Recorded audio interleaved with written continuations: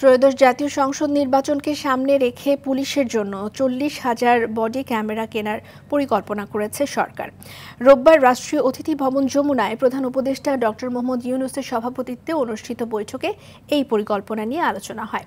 প্রধান উপদেষ্টার press wing এক বিজ্ঞপ্তিতে এই তথ্য জানিয়েছে। প্রধান উপদেষ্টার বিশেষ সহকারী ফয়েজ আহমেদ তৈয়ব জানিয়েছেন, 40,000 বডি ক্যাম কেনার প্রক্রিয়া চূড়ান্ত পর্যায়ে রয়েছে। এসব যন্ত্র ঝুঁকিপূর্ণ ভোট কেন্দ্রের নিরাপত্তা পর্যবেক্ষণ করবে।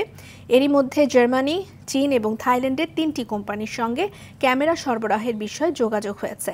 নির্বাচনী দায়িত্ব পালনের সময় পুলিশ কর্মকর্তা এবং কনস্টেবলরা এই ক্যামেরা বহন করবে বলেও জানান তিনি।